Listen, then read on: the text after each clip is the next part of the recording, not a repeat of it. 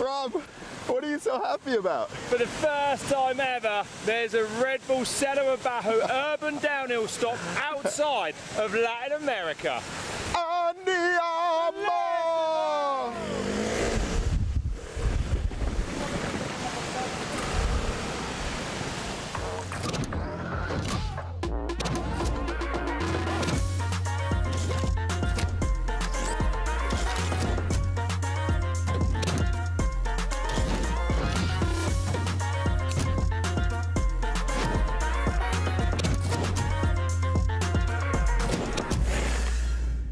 Red Bull Cerro Abajo is back.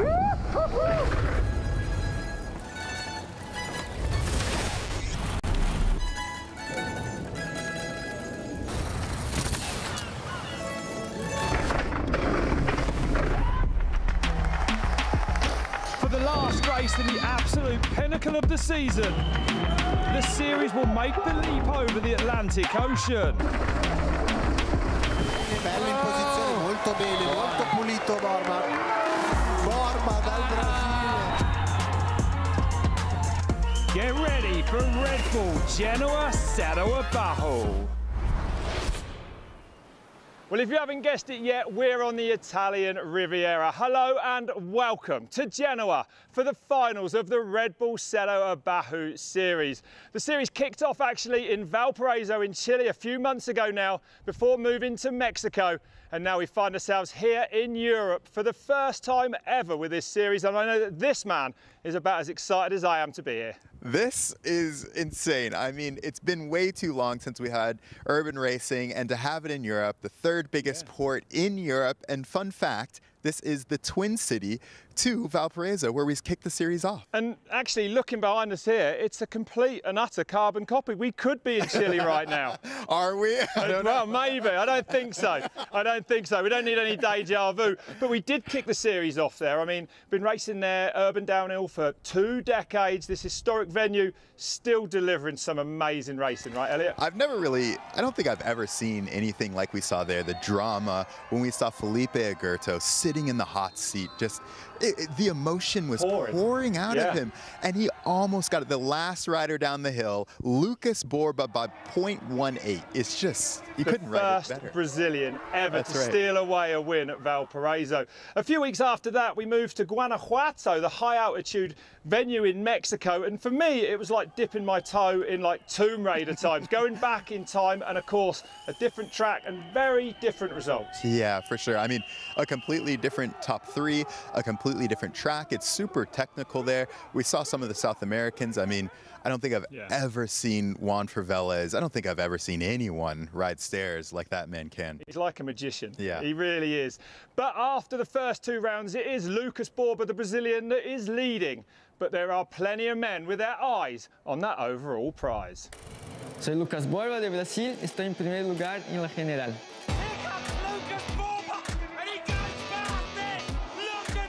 Genova se ve increíble.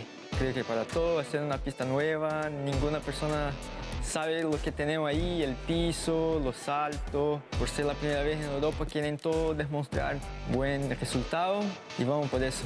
Estoy confiante. Quiero hacer lo mejor posible para mí, para mi gente, para mi país, y quiero mucho lograr salir, ojalá, campeón de la serie. Hola, soy Juan Fernando Vélez, de Medellín, Colombia, y voy segundo en el ranking. Ya estar saliendo tan lejos de casa, me siento afortunado por eso, porque fue un sueño que tenía desde niño. Hay corredores muy rápidos que están muy fuertes, entonces creo que no puedo tener nada de miedo e ir por todo. La estrategia siempre va a ser ir a fondo, soltar los frenos, esa es la única estrategia que tengo. I'm Felipe Agurto from Chile. I'm currently in the 3rd place right now. I'm a little bit nervous because it's a new race here. I'm far away from my home, but I think it's normal. In Chile I can ride in the stairs, but here it's too different. I think it's a little bit more fast, the track. My expectation is win, always. All in, full gas. That's it. That is my strategy for the race. Okay. I'm nervous right now. Hola, soy Sebastián Holguín Villa, soy de Colombia y actualmente estoy cuarto en la general. Entre más lejos de casa compitamos, más ganas tenemos porque realmente viajar tan lejos y que todo salga muy bien nos emociona mucho. Es pista nueva para todos, muchos corredores de aquí de Europa, entonces creo que va a estar muy interesante la cosa. El top 5, creo que todos estamos muy juntos siempre en tiempos de la final. Realmente la última vez que toqué una bici para entrenar urbanos fue en México, la carrera pasada de Red Bull. Mi meta aquí es ganar, llevarme la general, entonces creo que para eso tengo que hacer una muy buena carrera. Hey, watch out guys, I'm still here and it's not over until it's over. All right, well, some real fighting talk there. You wouldn't expect anything less from Tomas SLAVIK. He's going to be pushing for the win today and still actually does have a chance at the overall. Here are your overall standings as we come into this last race. 70 points on offer today, no points for qualifying, everything on the final.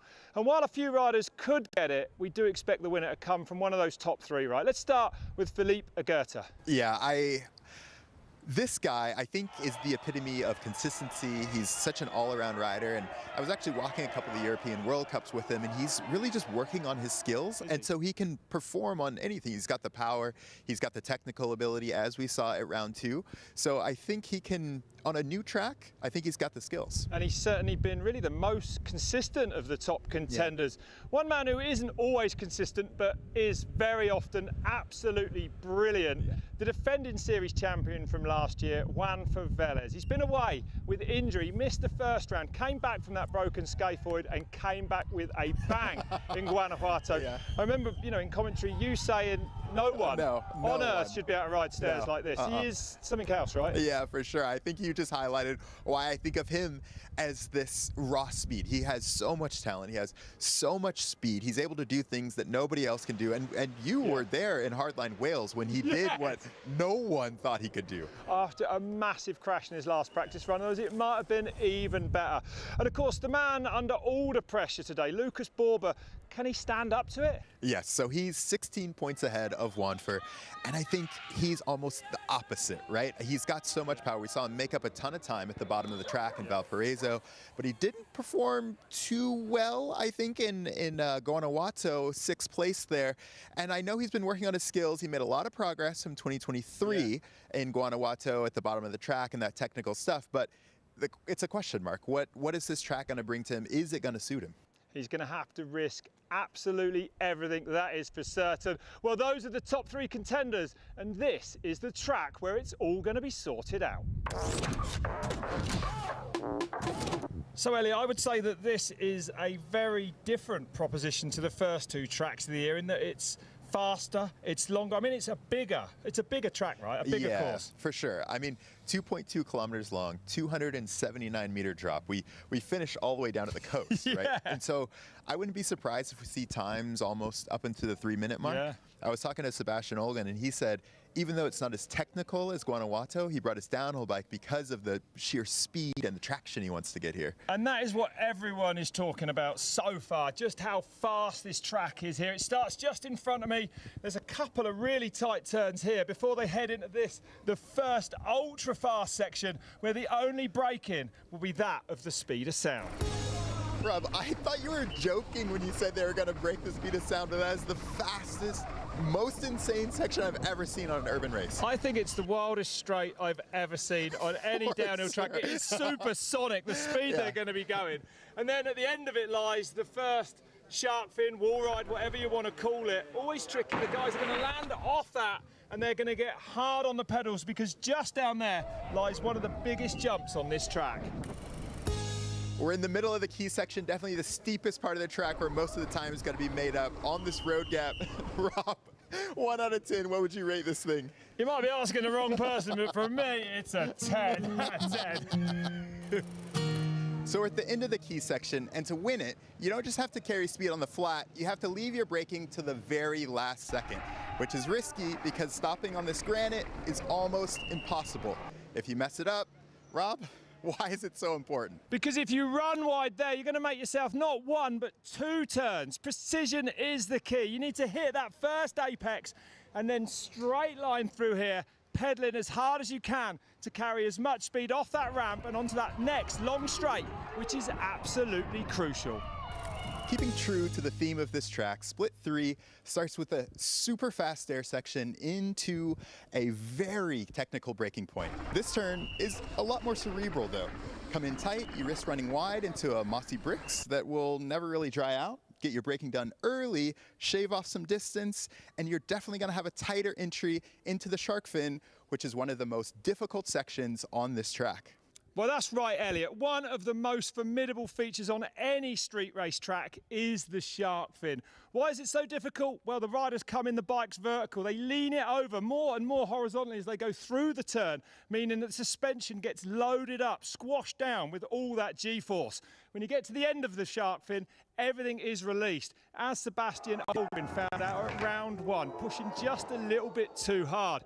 There's a few different line choices here. You can run around the top, carry as much speed as you can, or you can lean into the steepness of these boards. One thing's for sure, I'm glad I'm not tackling this. Here's some of the riders that are brave enough to. We're doing the track walk here in Genova for the first Cerro Abajo in Europe. The track looks super good so far, really fast. Las escaleras son bajitas, no son muy altas y viene con mucha velocidad, pero mucha de verdad. So far, all of the track looks really fast and maybe a little bit less technical than like the likes of Valparaiso. It's pretty different from what we used to have. It's wide open, very fast, not very technical itself. It's very important to keep the consistent speed. Once you lose the rhythm on a 200-meter long straight with stairs, you start slowing down, so this is the key. Es un poco angosto, pero estamos acostumbrados a ir, entonces creo que va a estar bastante bien. It's going to be slippery for sure, so we're crossing fingers, waiting for good weather. La cajera es difícil, mucho más que las personas lo ven. The whole track in a couple of words: stairs, super fast, and amazing scenery. Well, I'm not sure anyone's going to be taking in the views, but it's been pretty difficult for the riders. Yesterday, they were supposed to have a few hours on the track. They got kind of one sighting lap down it because the conditions were so wet, so bad. Today, everything. Practice has been done just now. They're about to go up for these finals runs. And looking at qualifying, which we've just had, am I right in thinking that the Colombians are a little more comfortable with last-minute changes and getting up to speed, like, when you have to? I think the Europeans were always going to be in for a little bit of a rude awakening. We had Bernard KERR and Win Mastered squeak in 14th and 15th, but they made it. It's all good. They're in. But they are actually at the very back of qualifying. Yeah. Bernard, you know, he's going to be pushing today. We know that, but 14th in qualifying, he's got a lot of work to do. Well, I mean, I raced some urban races with him way back in the day, 14th, 15th, Bratislava and stuff like that. So he's no stranger to it. He can ramp it up when he needs to. Yeah. Well, today he really needs to ramp it up. Here's what he had to say just before the race. Right, so I'm motivated to race here at the Cerro Abajo this year because they do some amazing tracks. You get to visit these great cities and we bring the race to the people. They don't have to go to the mountains, we're bringing it to them. I hear there's talks of a massive World Series next year, so I want to get my foot in the door. I love these races and it's just such a good thing. Bombing your bike down through the city with fans going wild. Well, absolutely. And what we do know about Bernard KERR is that he's not going to be happy if he comes down in 14th in this final. He will surely step it up. What do you think? Yeah, definitely. But to me, it's all about these top three. It's Juanfer, it's Thomas SLAVIK, and I think it's the spoiler, Roger VIEIRA, who's going to be, you know, I think he surprised everyone in qualifying. Well, that's right. Those are the top three in qualifying. Of course, if VELEZ, he just won that qualifier. If he does that in the final, he will be crowned the champion, defending that series title. Elliot stood in now. Can anyone stop him? I mean, it's such a different track to what we've seen in South America. It's not as technical. It's way faster, but it's still the same dude who won the last round on top. I think that we know from this entire season that anything can happen. And if you get an insane run, if you get the run of your life here, you can win it. That's right. Well, it might take the run of your life to win it. We're going to find out. Stay with us. The racing coming up right after this break.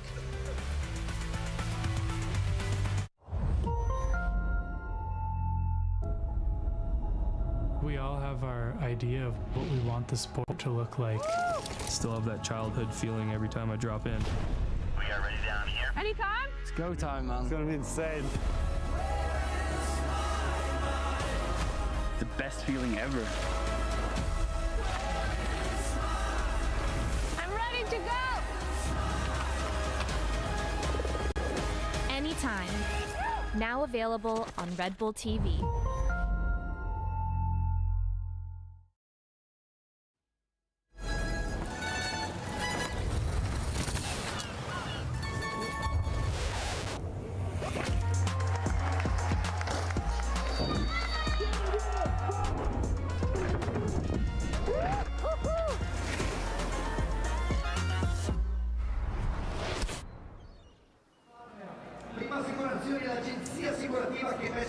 So, for the finals of this year's Red Bull Cerro Abajo Urban Downhill Series, we find ourselves in Europe for the very first time, and in the ancient port city of Genoa, here in northwest Italy.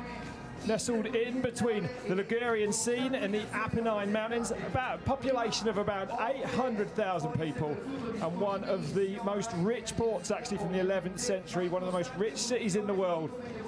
For about 500 years, forging trade links, maritime links with its twin city Valparaiso down in South America, where this series started. And actually it was cited as the birthplace of Christopher Columbus, the great Columbia, until this week when it's rather weirdly been taken away from this hometown here. Lucas Borba then, the winner of round one in Chile. Let's get back to the mountain biking. What a performance from the former Brazilian national champion there, Elliot. Oh man, this guy just lit it up. I think he crushed a couple of dreams there at the end, but I think he just worked so hard over the off season, fitness-wise, and everything just came out hot first round. Yeah, absolutely. And of course, at round two, we saw the return of the injured for round one, Juanfer VELEZ from Medellin in Colombia. This guy is something of a phenomenon. Returned to racing, took the win. He's the defending series champion from last year.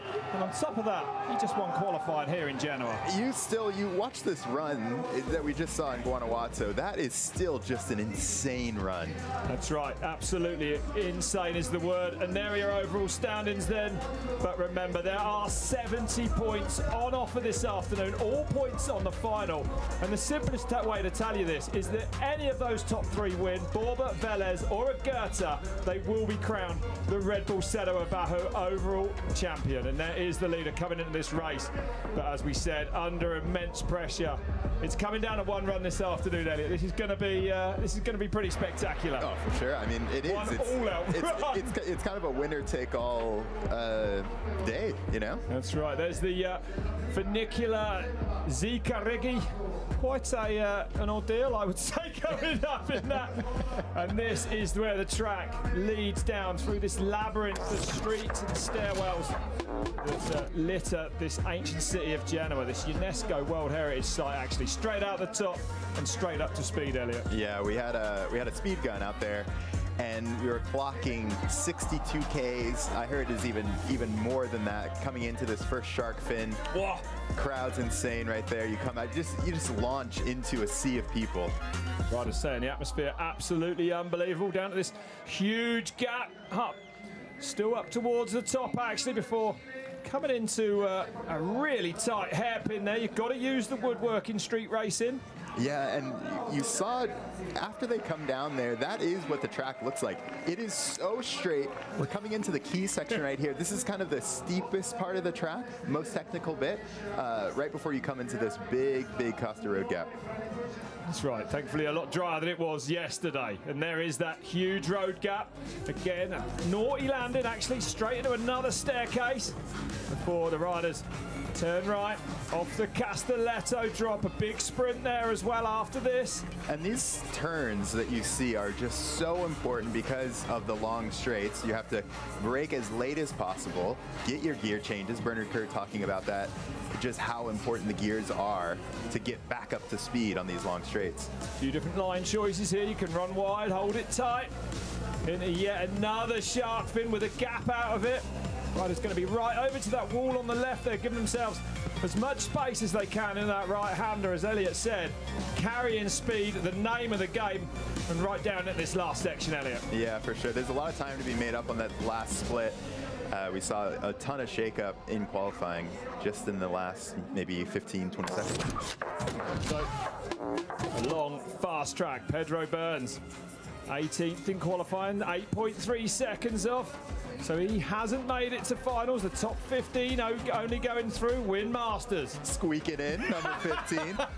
He's no stranger. I think he's in the World Cup. So I remember he getting 80th place when that was a cutoff. He also got a 60th place. Roger Vieira, I saw him training on his Instagram, you know, finding every set of stairs he could in his hometown. Yeah. Looking for a big result this afternoon as well then, Vieira. But Tomas SLAVIK, second in qualifying, just 1.1. Remember, these riders are going this fast on no more than 4 laps of practice. SLAVIK absolutely on the move on that shorter travel enduro bike. Again, gunning for the title this afternoon. Yeah, for sure. And I mean, Juanfer VELEZ coming out. It feels like he can ride anything. Again, look at how he's just floating down, able to take a foot off through there. Okay, well afterwards, after that brilliant qualifying run, Lasny caught up with him. Here he is. Hey guys, we're with Juanfer VELEZ, top qualifier with the fastest run. Juanfer, you've showed us that you got what it takes to win here. How confident are you going into the main race? Juanfer, obtuviste el mejor tiempo, primer lugar en la clasificación. Con este resultado, ¿qué tan confiado te sientes de cara a la carrera final? Bueno, la verdad que no estoy muy confiado, pero las ganas que tengo de ganar sobran, entonces contento. Well, he says that he's not that confident, but he definitely has a lot of wants and desire to win, so he's happy and he's gonna go for it all. And here's the forerunner then, just opening things up for us. He's going to take his time down the track. I don't know if he's going to take his time, actually. Had a few of the pros scratching their heads yesterday. Yeah, for sure. When we were walking the track, we saw him. He's a local boy, got some good style out here. But, yeah, I mean, you heard Juanfer talk about that. He can be the a two-time champ in this Red Bull Cerro Abajo series. So I think that he is the guy to beat. He's got the target on his back. The forerunner making it safely down into a welcome in from this huge crowd we've got here on the streets of Genoa this afternoon. And these are some of the big favourites then. Luca Borba. Yeah. Coming into this finals.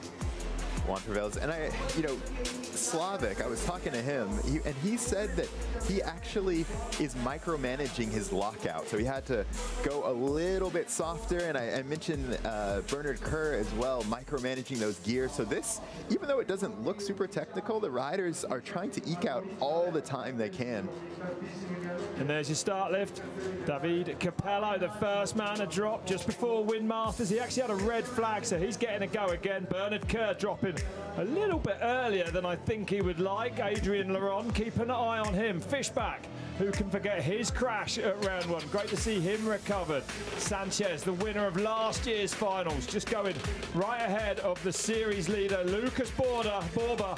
And then look at that last 3, VIEIRA, SLAVIK, and can anyone stop Juanfer VELEZ? Oh, man, that's the question that every single person you're seeing on the screen has been asking themselves. And it is a very different track to the previous 2 in South America. Yeah, to turn up on this track, which is entirely different, less staircases, as in tight staircases, but just a lot faster than we've seen of anything in Latin America this year. For sure. So here is Davide Capello on track, making some history actually, the first junior man to take a medal for Italy in 28 years, with that bronze at last year's World Championships in Leger. And we talked about it a little bit in the pre-show, where some of the riders are riding these trail bikes, and some of the riders are riding downhill bikes. And you would say, well, it doesn't look too difficult, it's not super rough, but the speed is that high. That's why you're seeing some of those riders ride the downhill bike. And what do you think, Elliot, on this track? It's hard to say even at the ones in Latin America. Is the enduro bike, sort of a 160, 180 mil travel bike, going to outperform the full-blown downhill bike, that we see used in World Cup racing, 200 mil travel front and back? It's a very different geometry, a different bike. It's like on those sections that we just saw David go through, the really tight turns, you're going to see the riders on the trail bikes like whip around that. And what that does is allow you to get your speed back quicker. And because you have these long straights, it allows you to carry all the way down. But the downhill bike allows you to not break through here, right? Like you'll watch his suspension. It gets super rough. Yeah. You know, you'll hear him lose traction. You hear him lock up the back brake. The bike yeah, skip exactly. about a lot more than a downhill bike. The downhill bike, without a doubt, produces way more grip. You feel way more secure on it, let's be honest, as well. That, you know, you don't get half the feedback through it. But as you say, Elliot, you know, out of those slow turns, it's a much bigger effort to get a downhill bike back up to speed. Once it's there, I think it might be better. But yeah, that's right. We don't really know either. Look at that on the brakes in there then. A little Scandinavian flick. Listen for to the crowd. They're loving it. So good.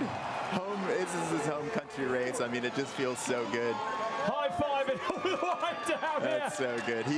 David was red flagged in qualifying, so he's just out here, you know, having a good time, getting his feet wet in the Cerro Abajo series here, in the Red Bull Cerro Abajo series. This is that turn that we were talking about. There's a tiny little catch, but it's almost impossible to get. There's almost no room for error in these turns. No, that's right. The shark fins taking a couple of riders out in practice. That long left there as well, I believe. A real opportunity to make some time in the last few meters of this track now. Capello coming down towards the line. It's physical. You've got to sprint everywhere. That's going to suit Thomas SLAVIK. But here we go. Last drop then for Capello. Big roar from the Italian crowd here. Awesome. And a 2:53 for him. And we had that, just for comparison, Juanfer VELEZ got a 2:44 in qualifying, so these times are definitely going to come down. You're going to see how fast he was going. Someone's going to go about 10 seconds quicker than that. Yeah, just to put it, you know, if you haven't watched any of these street races this year, let's be honest, the Colombians, the South Americans, they are prepared to take more risk. They seem to be way more comfortable with a bike that doesn't look like it's doing what it should be doing. Well, too, I totally want to highlight just, you see David kind of locking up the back brake, and on a downhill bike, when there's dirt, you can actually slide the back end out to slow down, because it's going to hit a bunch of rocks, it's going to hit a bunch of roots, and it will slow your speed down. But on flat, on this asphalt, you really want to, it's almost like a F1 car. You want to keep a straight line, almost not lock up the back brake or the front brake. Let's see if Win Masters can do it. Well, that's right. One of the most recognizable mountain bikers on the planet. Been around a long time, Win Masters, from New Zealand. Now living actually in Austria. Downhill bike trying to get around that first turn there. And he's had a busy year racing all the downhill World Cups. Oh, and fast down here. Look at the suspension working. How fast it is. This is insanely quick down here. Through these two posts, there's a gap as well there. But Win back onto the tarmac, off the bricks. He'll be glad of that, and into this first shark fin. There you go. That's what you really want. You see Win not locking up the back brake there. That allowed him to get perfect braking. Coming in the split one. 1.5 up, and using some of that legendary power and fitness along this straight here. Going to be hitting this big gap coming up now. Yeah, the Masters brothers are, I mean, Win actually rode a stage of the Tour de France. He is insane. Yeah. He might need it here today as well. That gap there, about shifting 10 meters, 30 feet through the air. And this is one of those turns that Elliot was talking about. Slips the pedal. Where an enduro bike will whip around it, be quicker. These downhill bikes are a little bit longer, a little bit slower kind of in the way that, you know, on those tighter turns. But then, comparatively, this is where the downhill bike will make up time. So we're coming into this key section right here. And this is where it gets a little bit steeper. You really have to, you see Win getting back up to get some braking done, allowing the wind resistance to slow him down a little bit. Losing a little bit of time there for that trail bike like we were talking about. But, getting a little kick there. Deals with it well across that huge step down across the road. So 1.4 up and split to it into this key section. Oh, I love it. I love it. Riders were saying, do you pedal here? Do you tuck? I'm a fan of the top crown tuck. So Masters faster. through the key section, a race within a race. We'll keep an eye on that all afternoon. Look at we heard there was going to be tens of thousands of people here today. I think it's surpassed any expectations. The atmosphere out there, absolutely crazy, like it is for these street races. Win looking good. Yeah, it's a good run. 4.3 up there to the last split on track. So a massive run for Win Masters. Oh, runs wide. Yeah, I think he did that on purpose. It's going to give him a good line in this right-hander. Let's see. There is a little bit of a catch way out there. We talked about that. There's that inside to outside. But then again there, this difficult, that turn. Yeah, it gets a little bit tighter here. Pinches up at the end, but Masters, this is going to be a good time. Not going to threaten that fastest qualifier event. Chain's gone. Loses the chain. Chain has snapped then on Win Masters' bike. It's a chainless bit. I hope he's got enough pace for this step down. The thing can only handle so many watts in a downhill run. The breaker of chains wheelies into the finish line. Of course he does. Win Masters 250.5. Great run, even without a chain at the end. Good stuff, Win. Great to see that. So 14 riders left to go here in the finals of Red Bull Cerro Abajo. We're in Genoa in Italy. Myself, Rob Warner, and Elliot Jackson in the commentary box. And we're looking at Win Masters, who's just laid down a scorcher. Yeah, it was a nice run.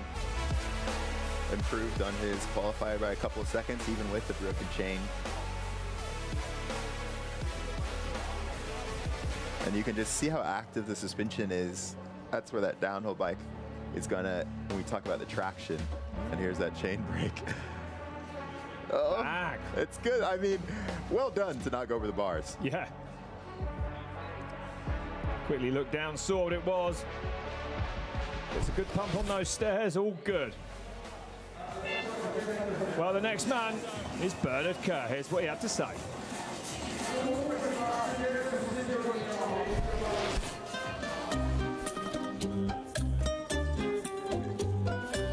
My game plan for the race is to ride smart. There's some really high-speed sections out there this week, and it is really risky. So I'm going to ride smooth and smart, but a key to the race is going to be gear selection. I want to have that dial because on those tight little turns into the fast bits, if you're in the right gear, you're going to be able to carry some speed and really take some seconds off your run. That's right. So I actually got Bernard's gears that he's going to be in for this run. So I'll try to highlight. He's going to start in gear number 8 right here. Right on, and if he gets these gear changes wrong, he'll find himself in a really high gear on a really slow turn, and it'll cost him time to get back up to speed. Bang one gear, 9th now. One more gear, so he's in 10th. And aggressive around that right-hander, fired into this straight. Look at the bike working down there, Elliot. It's unbelievable to see. Yeah, and this is where you would imagine Bernard would be good on these super fast parts, not scared. No, looking really fast down here, locking that back brake up then into this first of the sharp fins. So now he's gonna bang 2 gears. He's gonna be in 12th on this pedal, getting as much as he can. 0.7 up then on Win Masters, so right where he wants to be, nearly a second in the top section. That's pretty big. Single crown fall for Bernard KERR then. Oh, goes big over there. Only just caught the back wheel on that landing. Yeah, look down. Bernard, so you saw him, he's shifted down 2, he's in 10th now. Fast around that wooden berm there, pedaling down here as well. So this is looking a lot more aggressive than his qualifying run. Yeah, definitely bangs up 2 now. So he's going to come into this key section. This is where, you know, you see him getting his hands out, resting his hands. 60 kilometers an hour through the speed trap, bringing the streets alive down here. Let's see where he's at coming into split number 2, beginning of the key section. He's gone back, I think. No, 1.8 up, excuse me, the clock's slow to stop there, then a 123 for him. This is that key section, so this would be where you would think Win would do well. If Bernard can be in touch here, he's on the move. Holding it tight to those walls there, looking like he's on the move. 24.2 in this key section for Win Masters, nearly 60 kilometers an hour for Bernard KERR. Then we told you it was a fast track, 2 tenths outside of Masters then. Through the key section, Win was on the move in there. He was, but that is the downhill bike through there, the most technical bit where you need the traction. And it's interesting, isn't it? Those 2 bikes are that close, though. For sure. I love that Bernard was ducking the elbow to miss the fans. 1.5 now. So still in the green for Bernard KERR, but Holds that tighter Qualifying line. telling us that riders will come down and smash this time. Right up against those walls on the edge there, giving himself as much room into this next tight corridor. Yeah, and you really just have to be patient through here. It's like you said, being in the right gear, being patient, shaving off as much distance as you can, not running too wide, and then just laying it all out there. You're so tired at this point in the run. So, Bernard KERR, 250 for Win Masters. He's going to go in front of that. It's a good time, a 246.8, 3.7 into the green then. Bernard KERR leads at Red Bull Genoa Cerro Abajo. Yeah, you can just see, you know, made up so much time. And you know what? That's a good time, dude. That's like 2 seconds only off Juanfer VELEZ. So yeah, the times are coming down. KERR has laid down a scorcher there. For sure. Taking time out of Win, top to bottom. Yeah. And you could just like, look how uncomfortable this track is when you see the riders' bikes just moving back and forth. These bricks are, they don't have any traction on them. I mean, you're almost floating the entire time.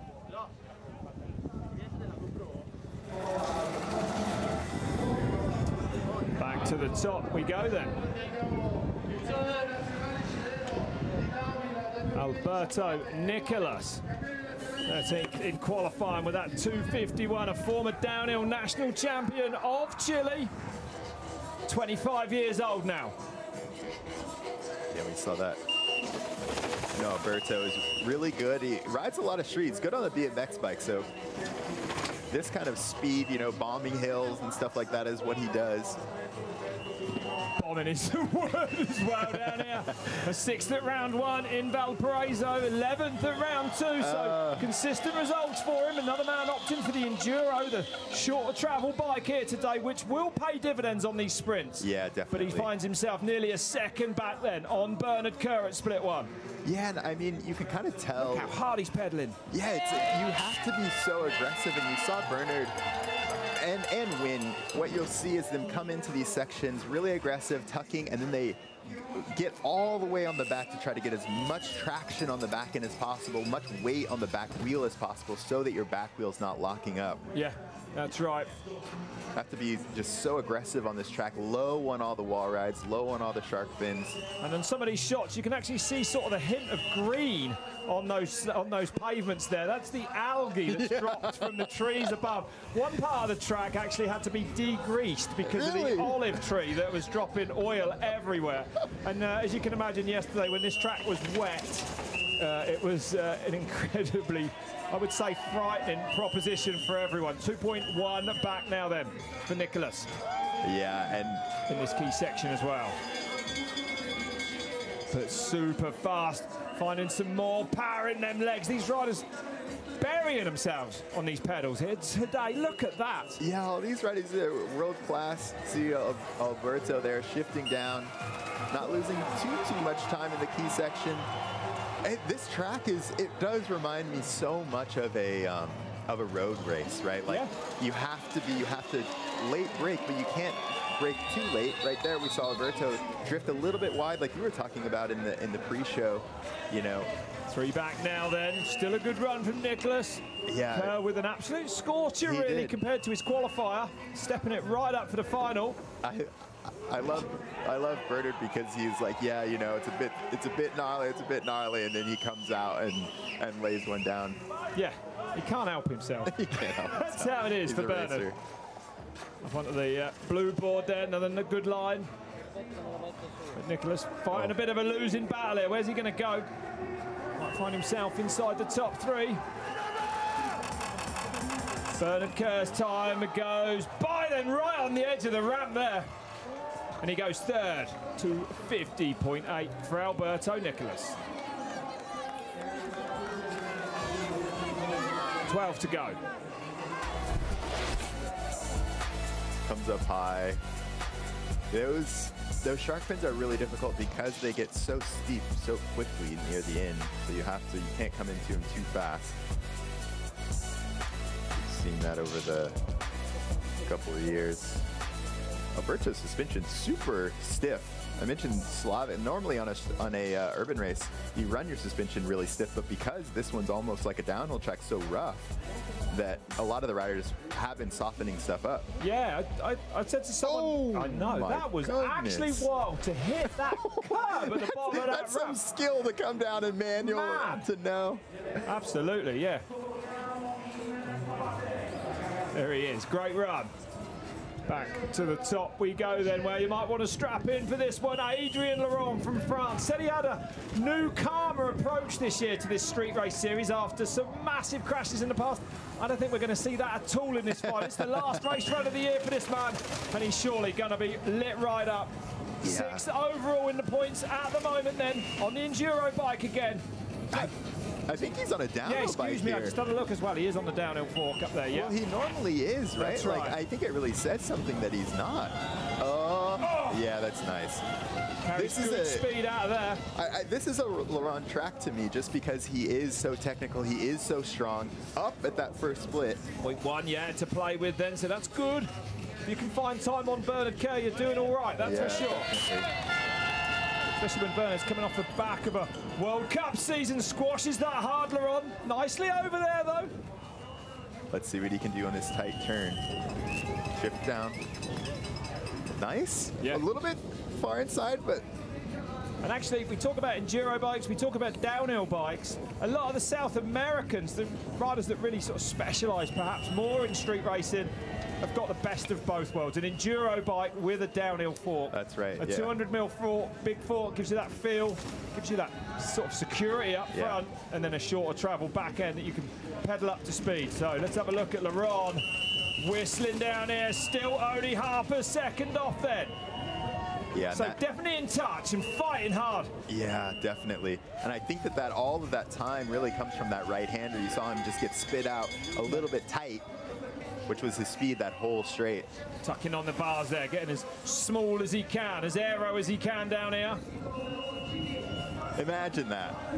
You just, no hands on the bar. Yeah. I don't care. I'm not going to break anyway. And he was smoother than some actually down that staircase there as well. It might pay dividends for him. But LORON, fiercely fit. And the pedaling might make the difference as he looks for that half a second now on this bottom section. Yeah, definitely one of the most powerful guys that we have on the circuit. Nearly a second back now, though. Into this big technical left-hander, technical because there's so many line choices there, Elliot. Definitely, and I mean, he did a nice job, got out really wide. You know, I think that there's a lot of risk to be taken there. LORON braking a little bit. You'll see some of those riders kind of sliding their way around. Yeah. So I think LORON, like, just a little bit, you know, quote-unquote lazy on his exits here. Yeah. Still super clean run from him though, really. But he's outside that time of Kerr and goes second. 1.19 into the red only. Great run from Adrien LORON. Nice run from LORON. Yeah. Really good, always competitive. Tell how hard this track is. Always committed. Yeah, yeah, for sure. And he's just, he squashed that. So good at everything. That is, it's so hard because you don't have to brake for it, or you do have to brake for it. You have so much speed. You have too much speed for that jump. We saw Bernard, you know, try to not brake and overshoot it. So LORON, you know, just trying to squash it, time it, is actually insane. Aggressive to the finish line, Adrien LORON.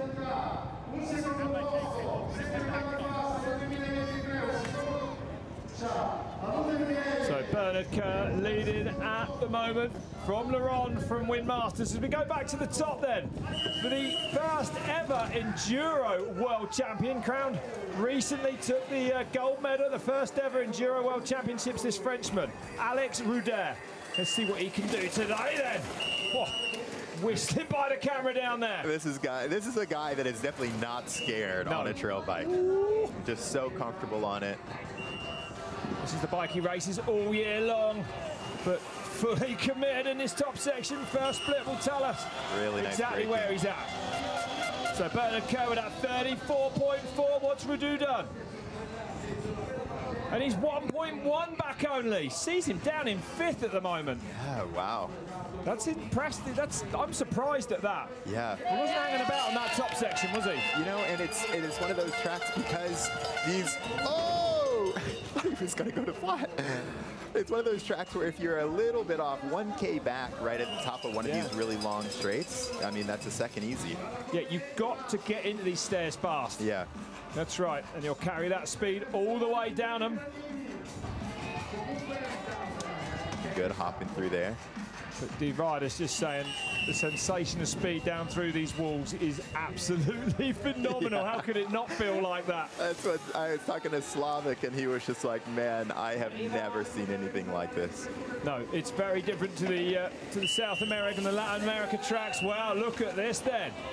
3.2 back now, losing a couple of seconds just in that second sector. Yeah, and I'm kind of noticing that Alex he has so much traction, right? Like he's not losing anything, his back end's not going out, which is great. But when we talk about risk, you'll see some of the riders actually two-wheel drifting and being comfortable. It's coming. That. Yeah. Wait, just wait. The South Americans will open your eyes, I imagine, like they have us all season long with this. Yeah, they seem way more prepared to take risks. They do. Sure. I mean, that's how it is. So Rudeau finding himself a little bit off 3.2 then. Now 3.888. Another 0.6. And this is an example of someone just being a little bit off all the way down. Just like you said, Elliot, average speed's not quite there. And I think it also shows how much of a skill this is. We saw the South American riders go over to Europe, race the World Cups, you know, and do great. You know, Sebastian Holguín, top 30s and things like that. But there is a totally different skill set. Yeah, oh, absolutely, that's right. Last few pedal strokes then. Rudeau as he comes down. Great to see the Enduro World Champion here, 3.5 back. 3rd place for him. Super cool. Yeah, great.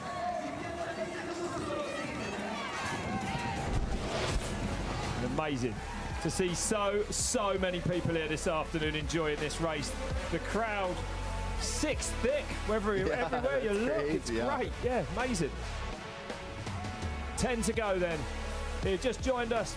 It's the Red Bull Genoa Cerro Abajo finals of this year's series, actually.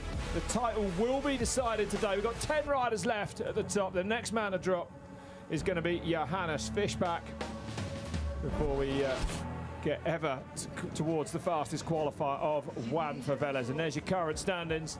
A 2:46.8 the time to beat at the moment. The fastest time of the day though, that 2:44 in qualifying by the #1 qualifier Juanfer VELEZ, who we're going to see a little bit later on.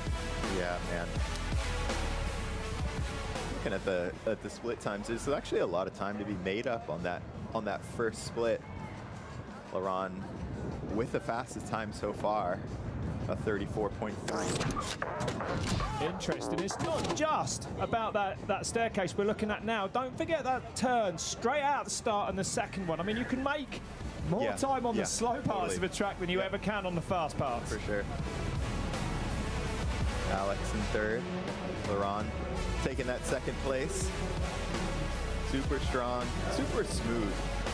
You can tell just how much of a veteran he is on the Cerro Abajo series. And then Bernard KERR stepping it up for this finals run.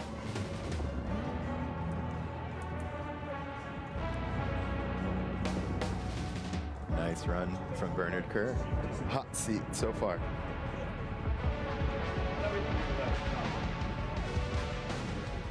Here we go.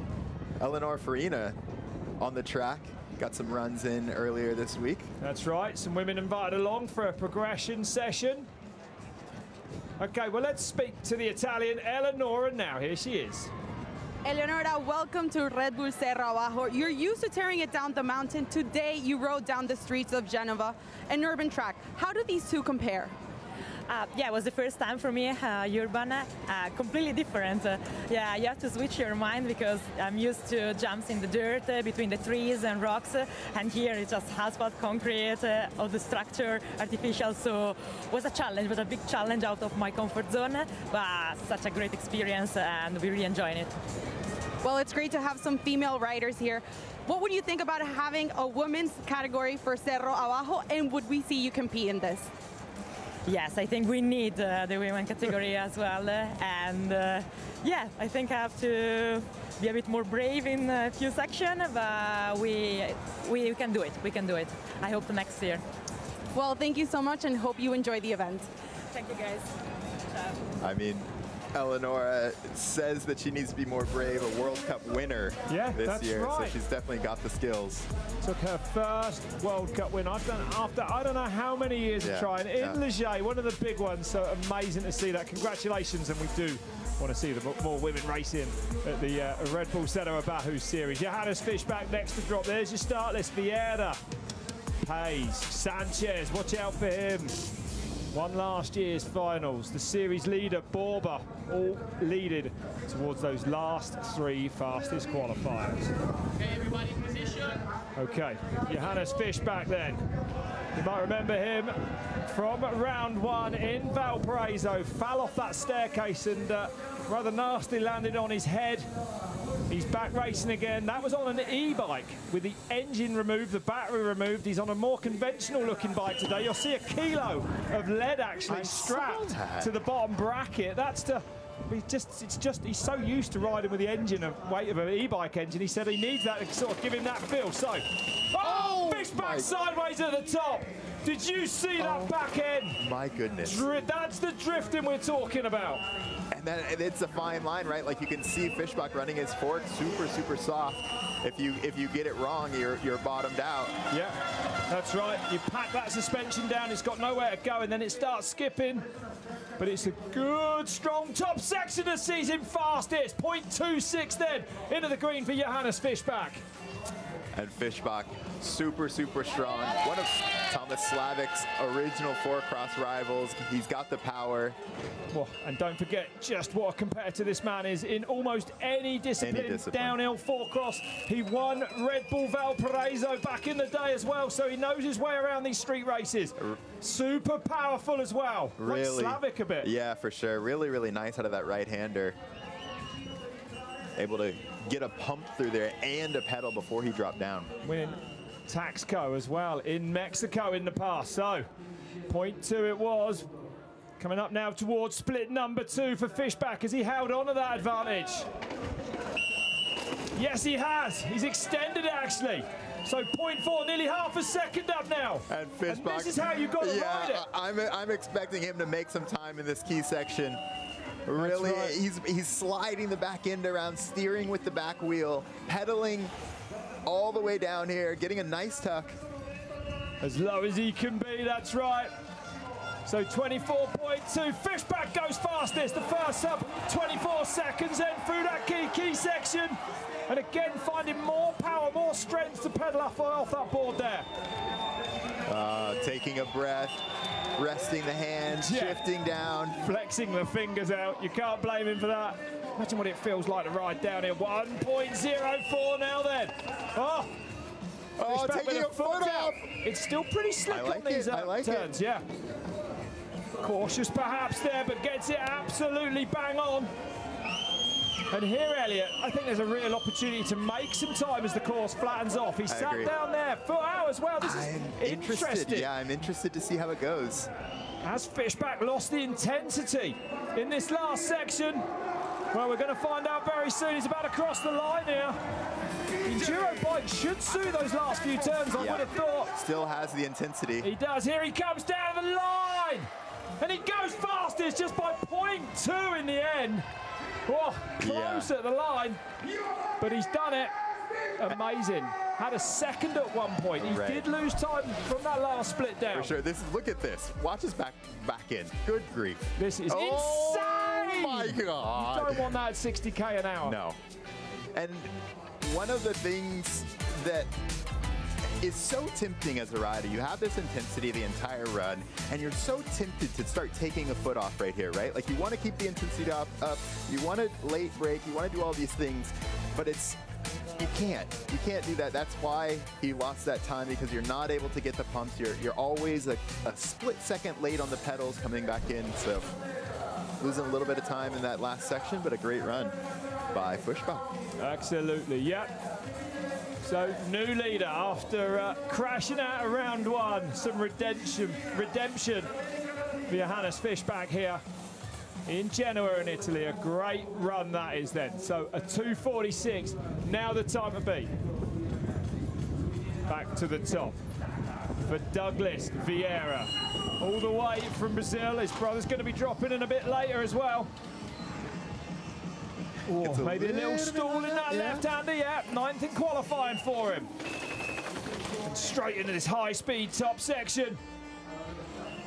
Oh, looks so good, yeah. Fast down there on the downhill bike. Keeping the knees tucked in. Give you a little, make you feel a little safer at these kind of speeds. Oh, that's fast coming into there. And fast off that wall right there. Mad speeds. And sprinting hard down here then. And second, only 0.1 off, so a great first sector. Great first sector. For Vieira, yeah, really good, really impressive. Yeah, it looks like he's got a lot of power on this downhill bike, looking fit. Letting the exits roll, looking good. Landed perfectly on there, 47 kilometers an hour through that speed trap there.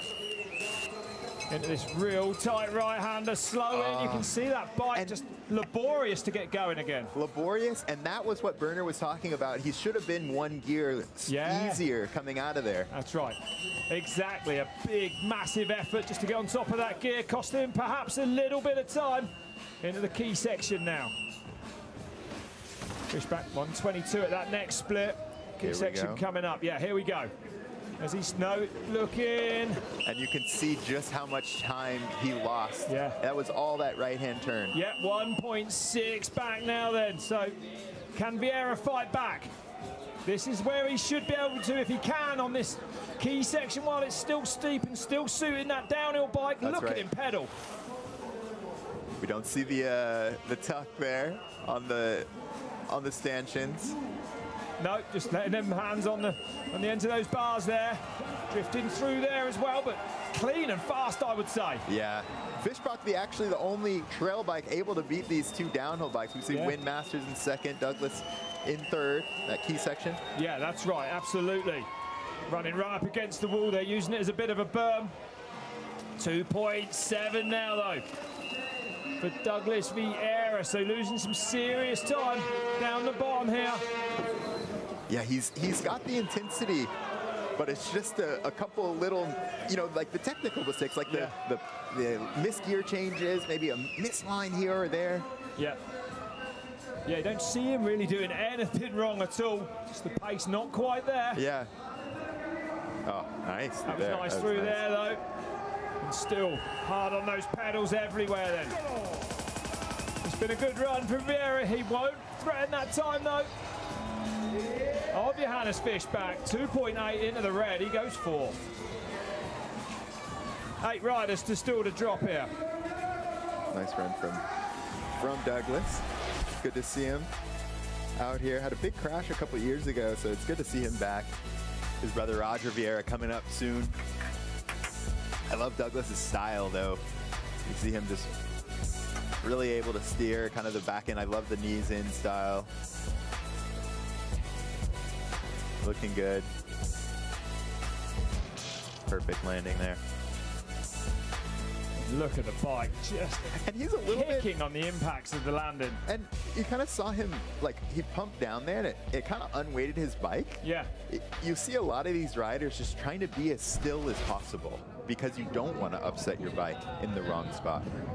All the way from Argentina, Jeronimo PAEZ, now having a great urban season this year. 5th at round 1, 7th at round 2, 7th overall coming into this final. Yeah, he's no stranger to speed rides.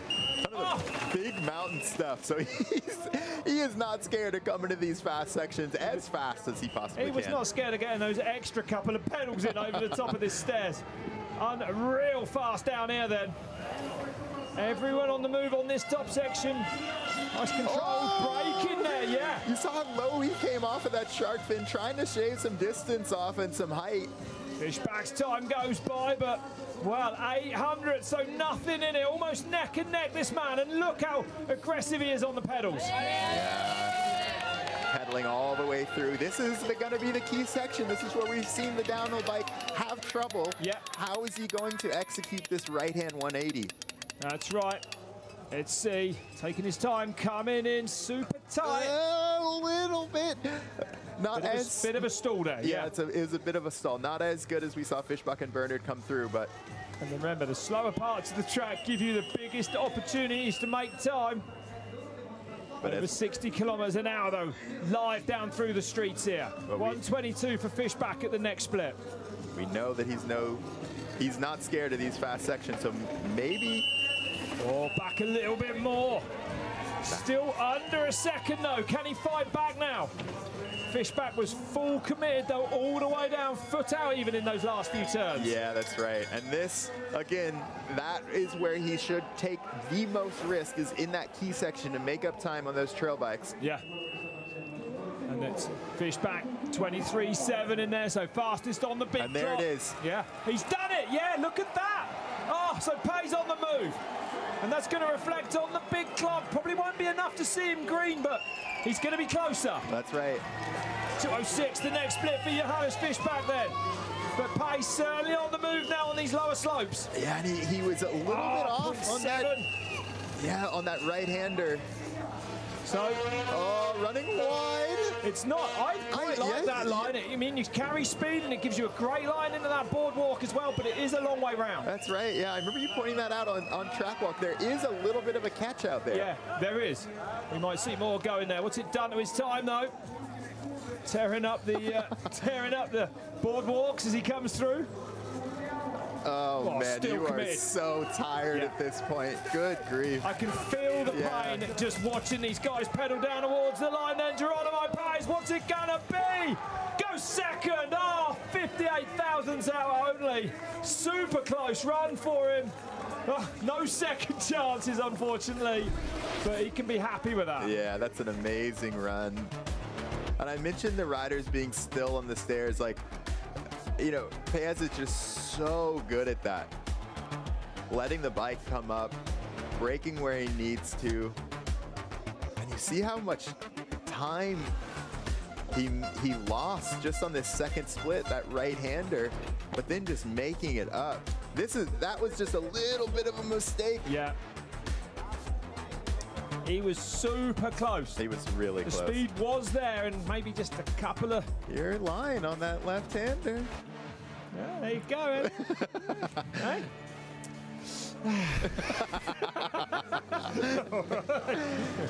Okay. Well, relaxing at the bottom, but not for much longer. We go to the top for Camilo Sanchez, another one of these super quick Colombian riders, out of the gate as fast as he can be. Oh my, as soon as he comes out, he's got the flames on the gear. He comes out hot. And yeah, absolutely, and second in the overall in last year's series. Won the finals, a puncher at round one, fifth at round two for this man. One of street racing's big hitters, without a doubt. Some sponsorship issues for him this year. Had to crowdfund actually to get to this race over the last couple of weeks. But I get a feeling he's going to make it count. What's this first split going to tell us? So far, so good. And he's up by 0.32 then, so Sanchez now. Wow. With the fastest top section, he can be incredible. Let's keep an eye on this. Look at the power of the man, Elliot. These guys like Camilo Sanchez. He scrubbed that. He scrubbed off a ramp. That's insane. No one does that. Oh my. Well, he came up a little bit short too. Gentle around that right-hander. But the next split will tell us a lot more, I think. And you just watch Camilo, and he's actually as wild and as aggressive as he is so deliberate. Yeah. He comes out of the exits of all of these turns really tight, able to just trust the wheels. Next split coming up then, Sanchez rolling down towards it. Only 55 kilometers an hour on the live speed. We've seen he goes down, or almost. Oh! Wow! The back end loses loses the back end, breaking into that turn. And Sanchez's day is done, but spectacular. And that's how hard you're going to have to push today. Yeah. And when you start sliding on these bricks, you may not get it back. Like, that was insane. That shows you how on the edge you are on these, like, who was that at the top? FISCHBACH at the top. Like, that could have been FISCHBACH at the top. You are right on the limit of traction. That was unreal. How close was Sanchez to really having a big one there? You could see his knee pad. Look, knee pad, it's like a road racer. You just ripped his pants on the back, tightened his shoes up. I mean, yeah, it was a big one. 7 back now. What a shame for Camilo Sanchez. Then one of the most exciting of all the street races as well. Yeah. But we'll see more of this man. That's for sure. I can't believe he scrubbed that double in the middle. That was ludicrous. Oh Have you ever seen anything like that? Here's a metal ramp. Yeah, I'll scrub it. Who does that? What? Who does that? You're right. Bonkers. Well, it's not going to be Sanchez's day from Manizales, known as Paquito. Second in last year's series, as I said. This year hasn't been as easy for this young man, but he'll be back. Sanchez across the line. 7.5 into the red after a massive moment. Yeah.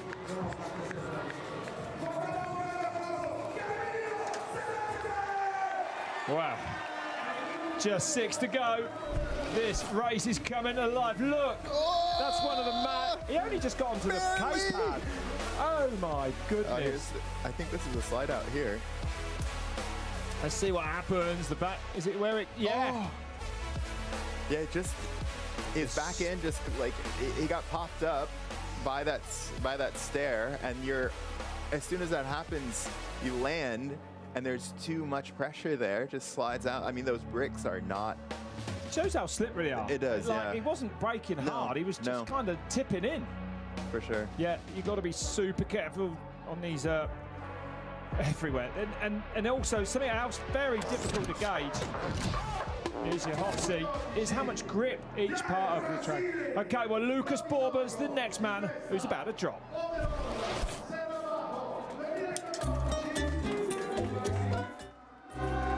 Lo más difícil para mí la carrera es mi peso. Soy leviano y me cuesta agarrar vuelo. Pero bien, ahí vamos, voy a hacer todo lo posible. Vamos con todo, entrené para eso. Series leader. If he can win this race today, like any of the riders in the top 3, VELEZ or AGURTO, he will leave here with the title. He will be unbeatable. Of course, some riders to come down, but fastest qualifier around 1 in Valparaiso, the twin town of this, went on to win that race. AGURTO's definitely got the pace to take this today. Yeah, for sure. They mentioned his weight. I mean, that was an incredible start. Just perfect out of everything. And he gets big down there, almost over that bump in the tarmac there. For sure. And he's talking about his weight because of, you need that momentum coming down all of these fast straights because there's nothing you can do. So Lucas Borba finds himself 13 thousandths off only.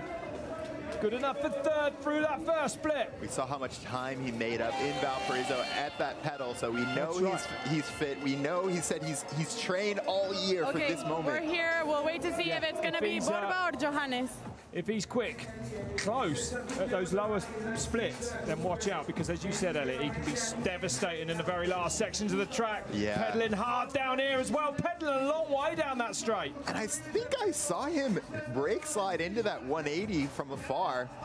61 is definitely respectable down this middle section. He is moving. Let's see what he's doing against Johannes FISCHBACH. Been sat in that hot seat a little while now. 122, split 2. And Borba is outside it now by 1.17 then for Luca Borba. And here we go. This is your moment if you're on the downhill bike. You have to make up time there. It gets steep, it gets gnarly, nasty down through here. Borba off the brakes there.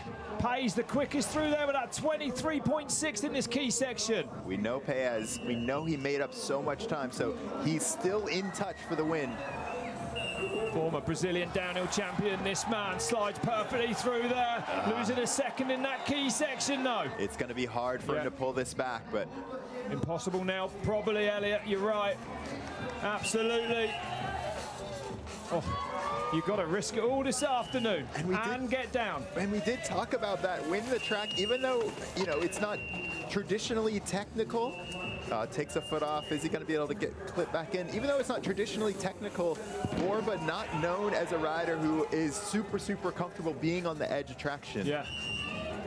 No, perhaps not. Saw absolute brilliance from him though in Valparaiso at the start of the year. For sure, and that's why you're seeing him take a foot off here and there, you know, just really trying to get as much traction as he can. Last couple of turns then. Started well, lost some time during that run. Here comes Lucas Borba in the 5th place, 1.8. Rob, it is on. It is on. It is. Yeah, that's right. It is on. VELEZ, AGURTO. Yeah, not good from feeling a little... I think he knows that he didn't quite do enough he didn't do what he needed to do. Coming down here, Lucas Borba.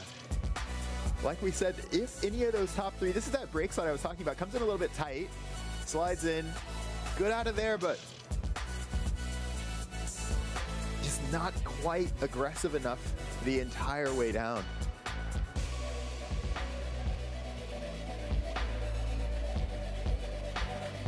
Like we talked about on the key section, it's really about making sure that you make up the time that you lost if you're on that downhill bike, the time that you would lose in that tight right-hander. Is the top 6. That's it. And look at the gap between first and second. 58 thousandths, 0.2 only. Back to Bernard KERR in 3rd. And 5 riders left at the top. Surely the winner will come from one of those 5 riders, as will the overall winner of this series today. But the streets of Genoa delivering so far. Yeah, they definitely are. They really are.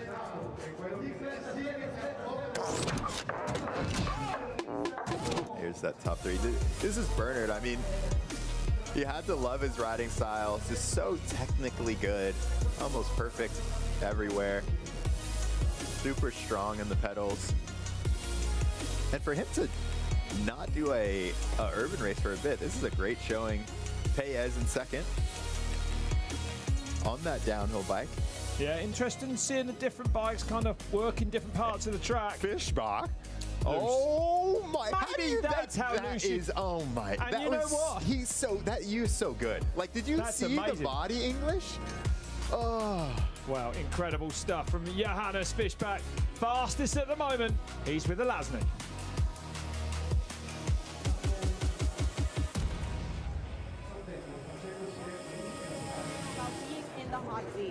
I feel great. I mean, I was pushing a lot. I tried to push and also stay really clean to carry speed. I think I had a good run, but some of the guys on the top, I think, maybe can beat the time. Can you tell us a bit about what were the key moments where you managed to cut some time? I feel like before the straights, I was trying to really carry the speed and pedal strong and get really small to roll good. I think that's the key on this track. And also to find the limit, to not push too much, to not have drifts or something like this, always carry speed. Do you think your time is enough for the win?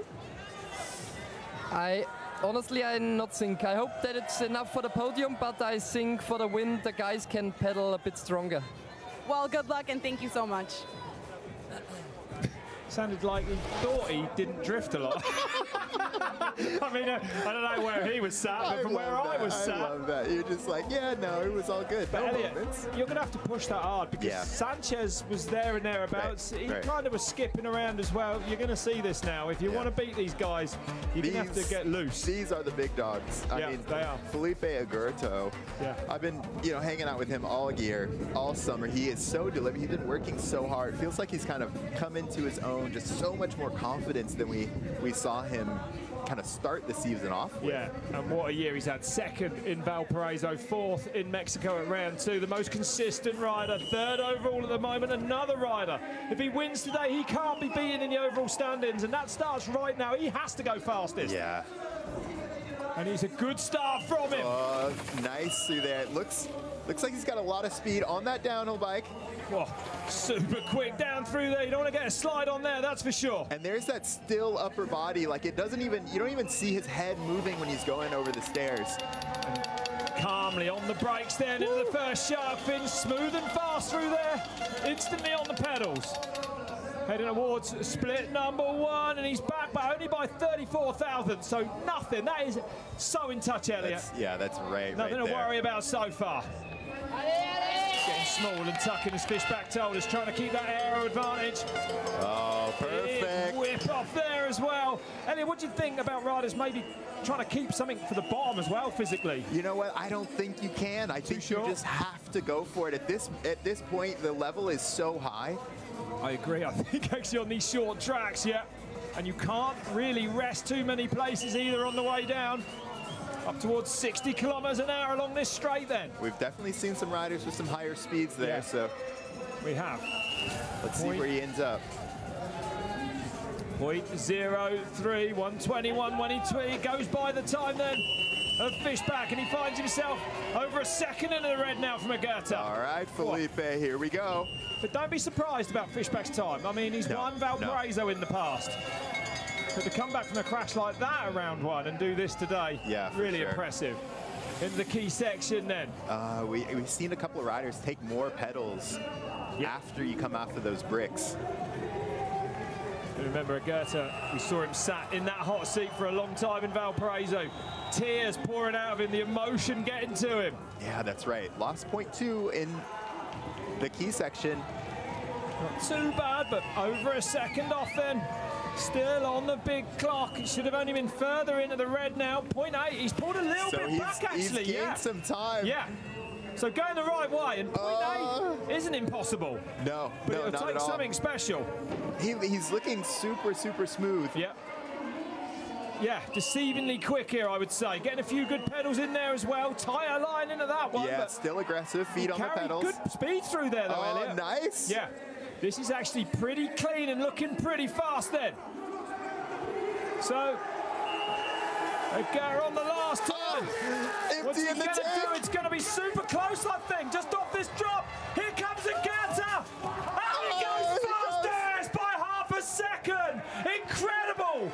Wow, Elliot. That was unbelievable in the bottom. What you saw him hop up the wall ride. Wow. Get a pump down. Perfectly gauged. Perfect. We said that Fishback may have lost a bit of intensity from that last split. He certainly didn't. That was incredible. We got a new leader here then. Rising to the occasion, coming off, started it so nice. Perfect body English, doing exactly what he needed to do. In touch on that key section, and there is so much time to be made up at the bottom of the track. That was unbelievable. 1.2 back at one point. Yeah. To come back and take the lead. That's actually insane. Well, he made up, what did he actually make up 1.3 in the last section? Look at that. Unreal. That's crazy. He was so, like we said, he was going slow to go fast. That it was is like, he was insane. online, it was perfect. And he took that tight line in that big left, but still carried so much speed through it. Yeah, unreal. Wow, things are hotting up here. You've just joined us. Bull Cerro Abajo, final round from Genoa in Italy, the first time we've raced this series outside of Latin America, and that man is smiling because he's just come down and taken the lead with only 4 riders left to go now. Well, he just put some pressure on the on these last If he 4 stays guys. there, he's got the title as well, AGURTO. Sebastian Holguín now from Manizales in Colombia. 20 years old, this fella, and another breathtaking rider in the dirt and on the streets. 6th at Red Bull Hardline this year in Wales, and committed on these top stairways. Oh, fast down here. And Sebastian is just so technically good. You will never really see a more beautiful street racer. Started off a little bit aggressive, but I think pulled it back on that downhill. Saw how still he was. Second at round 2 to his teammate. 0.2 up then. Well, impressive. And of course, it was Holguín that crashed out of round 1 on one of these shark fins. Got loaded up and spat out. That's right. Down with that first one perfectly. Scrubbed hard over that big gap there as as well. Perfect. That was divine. Absolutely perfect then.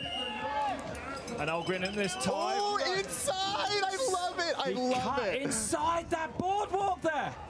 Wow, impressive. You will exit slower, right? Like, you shave off a bunch of distance. I'm fascinated to see what this does. I think it's quicker. I like how he did it, that piece of woodwork there. Not mandatory, so completely legal for Alberto. Surely, Elliot. I haven't seen anyone get through that section as quick as that. He might not have carried as much speed down that next straight. Whoa. Only downhill like we've seen, though, ahead at split number 2. Oh! Gets a big kick there as well. And an outside chance, really, of taking the title. 4th in points coming here. Risking it all in this key section then. Alberto hard on the pedals there. Seeing him grit his teeth, getting as much as he can in. The advantage goes down to 56 thousandths from him. Oh, unbelievable, and he's quickest through the key section at 23.6. Alberto doing everything right on this finals run here. Amazing. So a go now under real pressure. Alberto buried himself on these pedals. Tucking the elbow. Can he keep up this pace? And we know just how quick Agurto was through this last section from the last split down. Oh, straightens her up pretty quick there as well. Gets past that last shark fin. Alberto, couple of pedals there, big gear for him. Big gear. Also, I reckon Agurto was quicker. Man, Agurto at the bottom here. I don't know if... And he's red at the last split. Excuse me, 48 thousandths into the red then for Sebastian Alberto. I don't know, man. He might have emptied the tank too quick. Yeah, he does. He looks like he's buried himself a bit further up this track then. Agurto with that 246. Alberto goes fastest. 245 AAA. 0.13 up. Sebastian Alberto leads now with just 3 riders to go. Oh, the times keep coming and tumbling down here now. Woo. Wow, wow, wow. Man, what an incredible run. A 2:45.8. No one has gone as fast as VELEZ's qualifying time of 2:44.3 yet. So there is still time on that track, Elliot. Good. What a race. That's so good. Yeah. It feels like he just knows exactly what he needs to do, right? Like taking a pedal there, tucking where he needs to. To me, at the bottom, he looked spent. Yeah. Like he was pushing a big gear. He looked like he was burying himself. For sure. What do we know? I mean, well, he was at one point, right? Like he was up on Felipe by 0.3. Yeah, that's right. Finished 0.1, so lost a little bit of time.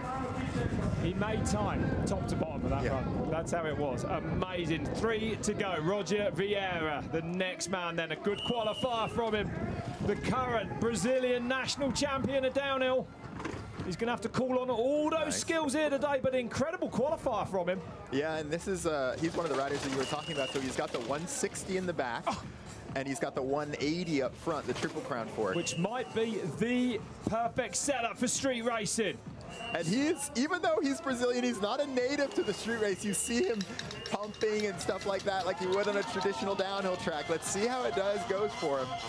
Alberto's 33.9. The crowd are getting loose. It's getting wild here in Genoa. 0.1 off then, so definitely in touch. And carrying great pace around that long right there. Oh, mad scenes here. The other thing I noticed Sebastian did was just hug the railing around here. Shortened it up a little bit. Shortened it up. And of course, he did not go near that piece of woodwork there. No. Which was pretty genius in my eyes. I love it. Yeah. Roger, though, he hit that right-hander really good. Let's see if he can make up time here. Yep. The drone already being dropped by Vieira. He's going so fast down these streets. 0.1 at split number 1. And you do see him hopping because, you know, every time you hit something, it does slow you down. He's chomping at the bit. He's 0.3 up with the second split on track then. So Vieira finding some mad time between splits 1 and 2. And now into the key section. Oh, moving there hard on the pedals earlier, I think, than a lot of riders as well. Longer on those pedals. And tucking straight away then, Vieira. What's he got? Getting some shifting down, getting ready for this. And he goes fastest in the key section by 0.13. So VIEIRA now looking like he's going to take the lead here. Oh, incredible run. So good around that chicane, just doing exactly what he needed to. Being patient. It's a perfectly gauged effort so far. Oh, he looks so good. Yeah, carrying speed everywhere. 0.47 now, nearly half a second into the green. Oh no! Down! Oh, loses it. And it's so easy to do that. There's no saving a tyre really once it starts to slide. Sanchez sliding out, VIEIRA sliding out now.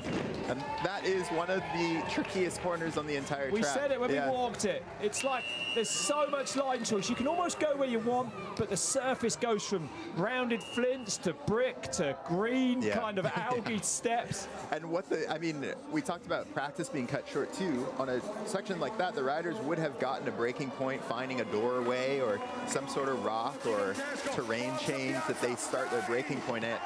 And when you're in your race run, you might just miss it by a little bit. Well, an incredible run from Roger VIEIRA. Give himself a big pat on the back from that. It was spectacular. Doing everything right, just losing grip in that left-hander. Yeah, nice work, Roger, nice work. And it's Sebastian Alguin that leads, and as things stand at the moment, will be the series champion. But there's two riders that might have something to say about that yet. And look at this, Elliot. What happened? Oh, the back went, I think. I mean, the back went. I mean, the front went. I think he Everything went. Yeah, I think he just came in a little bit hot. And you're the limit and the edge here of traction is just so immediate. Yeah, it's sort of a word, on or off. It's binary. Yeah, that's right. It is. Well, the next rider coming is one of the biggest dogs in street racing. Here's Thomas SLAVIK. You know, it's a first race. It's a first race of Cerro Abajo in Europe. It's a history in making. So you know, everyone wants to win this one. I'm not that much fighting for the over ranking because of my snap chain in Valparaiso. But you know, it's not over until it's over. I'm gonna give it my best, and it would be definitely for me cherry on the top to take this one. But you know, that's what everyone wants. So I'll do my best at least. Well, an outside chance, exactly what he does have. He's got no choice, nothing to lose, but to absolutely go for it today. Thomas SLAVIK second in qualifying, broke his chain at round one, came back with a brilliant third at round two in Guanajuato. What can he do to here? He's probably my favourite today, Elliot.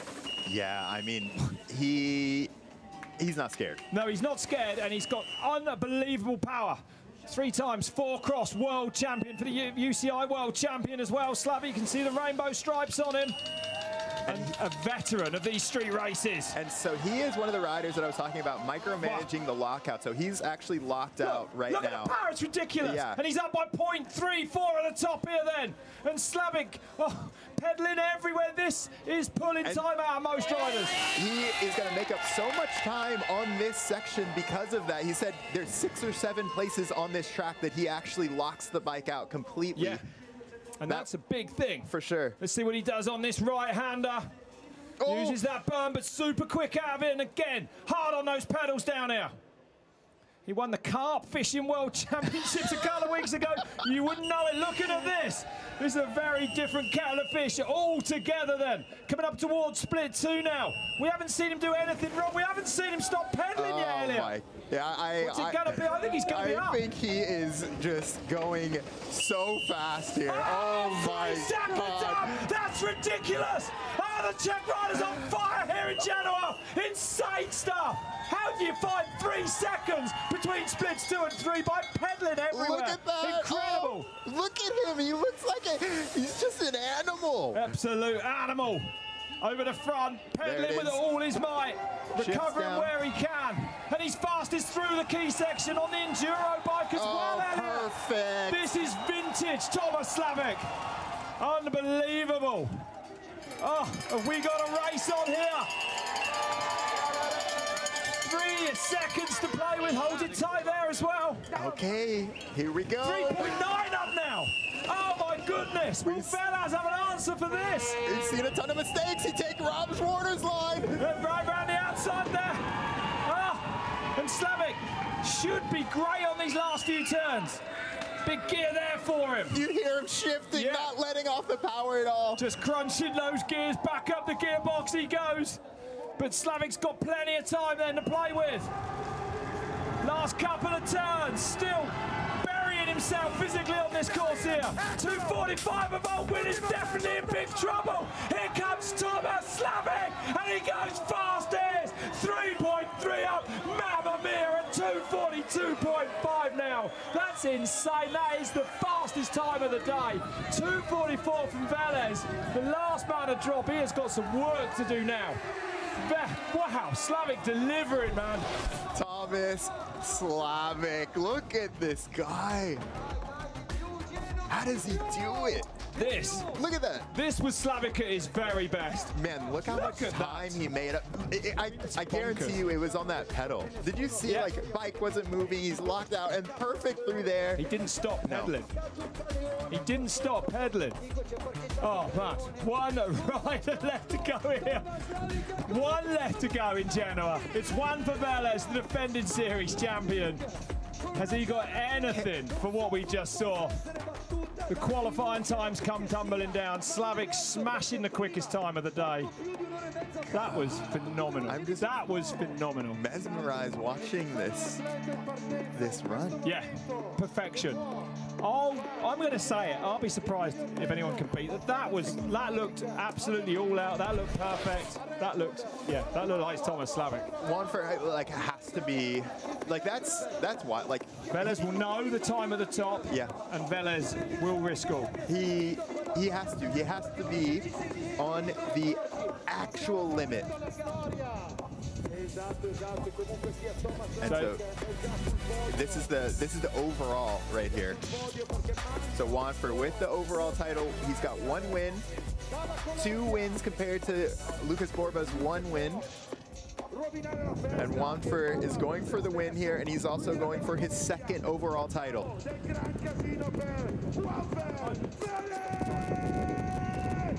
So 1 for VELEZ then, racing for the title. If things stay as they are, it will go to Tomas Slavik. So this is it, head-to-head, to be the Cerro Abajo champion for 2024. What's 1 for VELEZ got? Missed round 1. And kicking down there as well, but this will be all out. We do know that. This is vintage Juanfer. Look at him. How he goes over the stairs. Working those stairs, carrying speed like no other can, it seems. And harder than this right under goes high off that. Super high off the sharp in there. He's such a gifted rider, hard on those pedals on the downhill bike, and he's up by 0.3. Oh, just almost dragging the bars. Nearly dragging a pedal around that turn. He's tight. He's hugging the railing. But Slavik kind of accelerated, almost over jumping that. But Slavik really delivering from here on down. He did.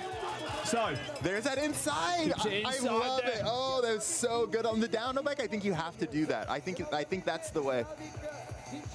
And if VELEZ can come down and get 2nd place, he will take the title actually. So what can he do here today? Super close at the moment. Slavik with that 120. Oh. Man, if he's in touch right here. The next clock goes by, and VELEZ finds himself in the red.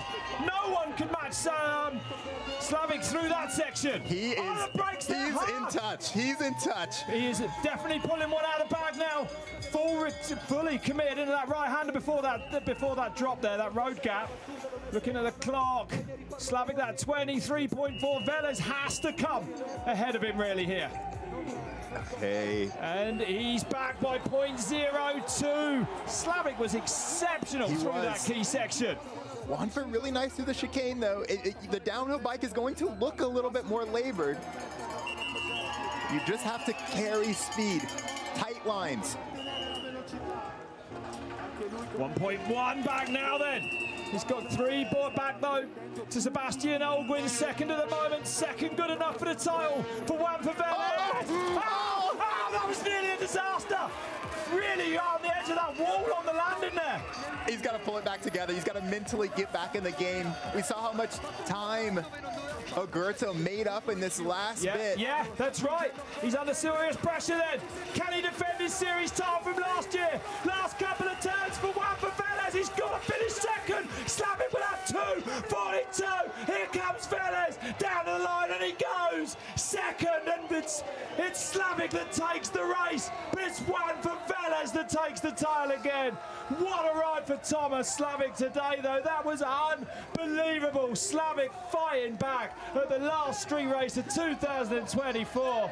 Juanfer VELEZ, no one I don't think could match Tomas SLAVIK today. That was one of those runs. That was an insane run. Wow, what a race that was. Unbelievable race. Wow, look at this. Look at this. Oh, just, how do you, I'm not down. That is so wild. You're just so comfortable. That's exactly what the tires are gonna do on this asphalt. Changing conditions all week. Yeah, that's right. Look at him ride that this was stuff. Unbelievable. You can't do that. That's crazy. How'd you hold on to a bike like that? All the way, top to bottom, just sliding around under you. Yeah. And still not match Tomas SLAVIK on the Enduro bike today. Yeah, look at this. Oh! And that was ridiculous. His back tire just folded over the edge. We said it might be on the edge from the Colombians. We weren't lying. Yeah. No messing about that. That was insane, huh? Man, taking a 2:42. Bonkers.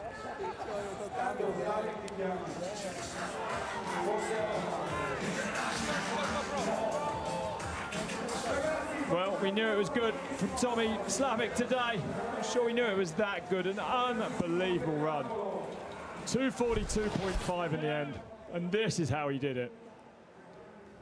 Yeah, he's just powerful, aggressive. He knows exactly what he needs to do. You know, no flare, right? Just going down all the way out on the outside. SLAVIK is he's such a veteran. If he hadn't broke his chain at round one, that's right. It would have been a very different story in the overall as well for him. He's still there, Tomas SLAVIK. 37 years old now. 37 years old. And still will risk it like that. Ah, so good. Okay, let's hear from the winner. He's with the Lasny. Congratulations, Tomas. After a season full of ups and downs, how good does it feel to win the first edition of Red Bull Cerro Abajo in Europe? You know, I'm still kind of absorbing it. You know, the track was extremely difficult, extremely fast. It was wild, it was on every meter, it was on the limit, and I felt like, okay, if I'm gonna hold on the bike with this speed, it might work. And I can believe that it really worked. I know Juanfer and Mini and AGURTO, they were flying too, and I knew that I had to leave everything on the track. And after such a hard work that all the organizers did here and put so much effort in it, I'm really, really double stoked that I could take a win. And it's well, it's history in making, and I'm super stoked. Well, you always keep pushing harder, showing what an amazing athlete you are. What is the key to your success? I mean, it's you know, I'm here racing for so many years, and sometimes you see the young guns coming up and leave after, and I'm just still here, still hanging, still pushing, still not giving up, and that's it. Well, now you're second in the overall. Did you think that was going to be possible? Like, yeah, it would have to be many things, little things happening today to take the overall, but I mean, for me, the most important thing is to take the win here in Genova, where the crowd loves mountain biking. We were already shooting here. I spent many days here shooting with Red Bull, and you know, this is a double win for me here. Well, congratulations. Thank you, Tomas. Yeah, he isn't getting any younger, but he isn't getting any slower. Knew what he needed to do today, and that is just an incredible feat. Tomas SLAVIK on the Enduro bike, making it happen at the series finals of Red Bull Cerro Abajo by half a second from Juanfer VELEZ. HOLGUÍN can be proud of that result. teammates with VELEZ. The Colombians coming in second and third. AGURTO fourth. A great run, actually, for FISCHBACH as well. Yeah, I mean, it was so tight, right? Yeah. Between, what was that, third and sixth, less than a second. BORBA, I mean, man, that is a bit heartbreaking for sure. I mean, you're leading the overall coming in. I think it was 16 points ahead. Yeah. And to lose it at the last race. But everyone went for it. Yeah, like they do in the street races. Well, that's what I was going to say, as I feel like the South American racers are so good at pressure and handling these moments, right? Like, it reminds me of Loic Bruni on the downhill. The more pressure there is, the more they rise to the occasion. I mean, all of our contenders were right up there. Sebastian Holguín, Felipe, you know, they were there. They did what they needed to do, but SLAVIK and Juanfer is on a league of their own. Yeah. And it is Sebastian Holguín on that way to third place. At the end of that supersonic straight at the top. And he is, again, like, I don't know how he does it. I don't know if he's got his bike set up and just nailed, if it's you know, kind of a body position thing, but he rides with VELEZ all the time. Yeah. That might be something to do with it. Does it? Look at that! Oh, look at that!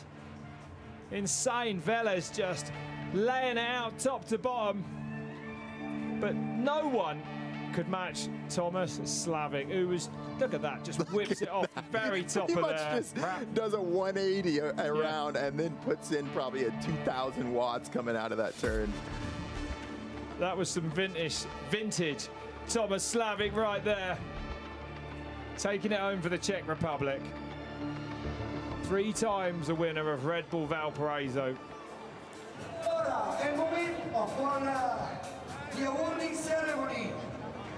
Puts a lot of pressure on himself, Tomas. Yeah. But VELEZ is spent. VELEZ.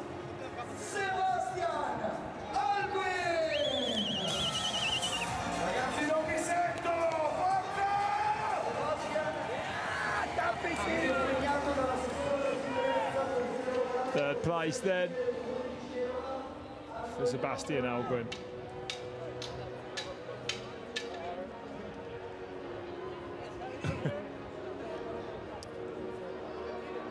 Good season for that man as well, Sebastian Holguín. Yeah, and I think he's just going to get better and better. He is. I mean, he's still so young as well, as is this man. Juan for VELEZ then. Last year's series champion, second overall this year. Remember, a little bit like Tomas SLAVIK missed round 1. SLAVIK had a broken chain, he was there, but this man missing it with a broken scaphoid, actually. Yeah. So, came out and won round 2. Second today, VELEZ, he's still the big dog. Yeah, I mean, it's unfortunate that SLAVIK and VELEZ out for that first round, because they were the two really fighting for that overall. It felt like in the next two, the second and third race.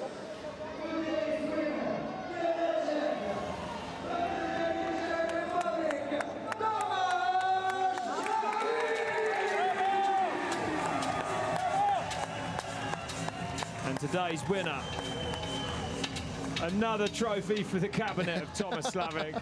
I would love to see he's probably got a trophy house at this point. Yeah, he will, for everything he's ever done. Incredible competitor. And still going so fast. What a carp world champion. Exactly, even carp, carp fishing world championship 2 weeks ago. I didn't even know he was into fishing, but I saw the size of it and it was impressive. Yeah, mountain biking, fishing, you name it, this man wins it. Yeah, that's right.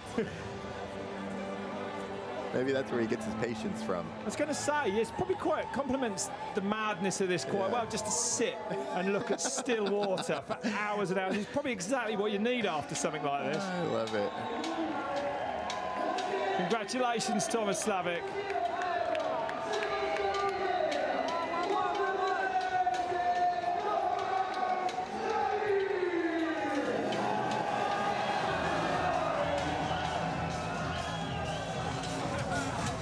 Brilliant day's racing. Yeah, that was great. First ever Red Bull Cerro Abajo outside of Latin America, and it has been phenomenal.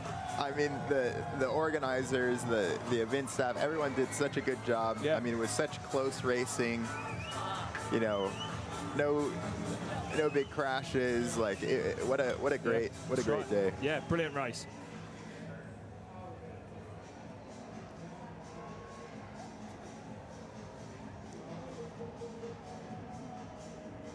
Yeah, brilliant. Brilliant way to end this street race series. And there is the overall standings. It was just 4 points in it in the end then. Thomas, SLAVIK, 109 to him. Sebastian Holguín, another good, strong season for him. 3rd overall. Lucas BORBA back to 4th. And it was tight between the 3rd and the 3rd, 4th, and 5th there. Camilo Sanchez, having that flat the first race, crash here, not in the running.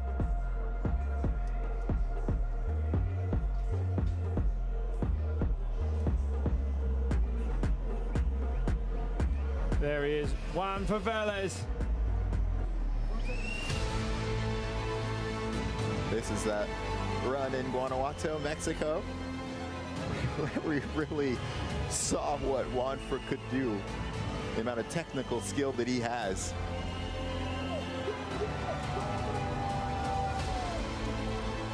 Earlier this year. That's what it means. The back-to-back series champion, the undisputed best in the world at street racing now, right, Elliot. for sure. No doubt about it. Sebastian Holguín.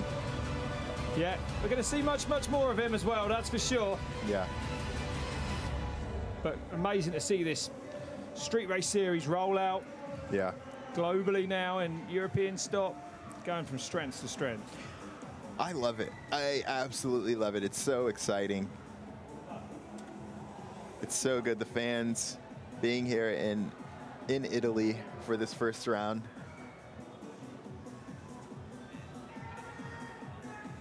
Okay, let's go down to Elasne.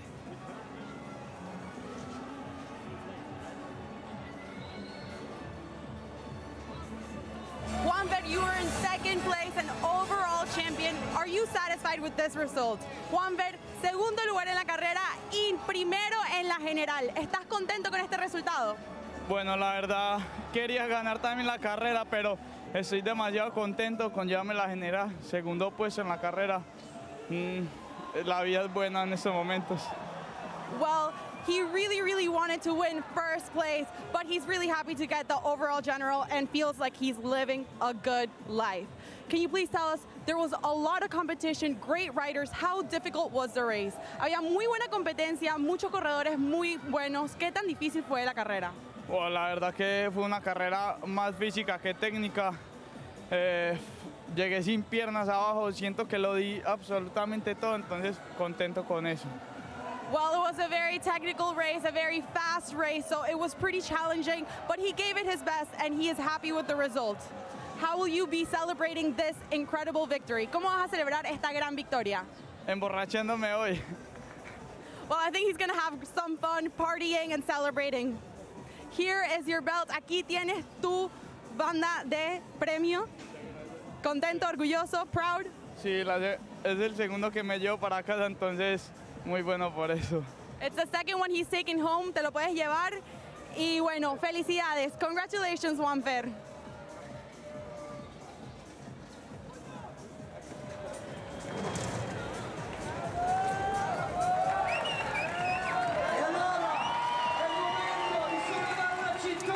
Well, series champion, back-to-back series championships. Look at the bout on him.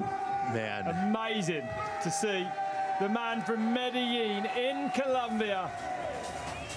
Back-to-back Red Bull Cerro Abajo. Overall champions.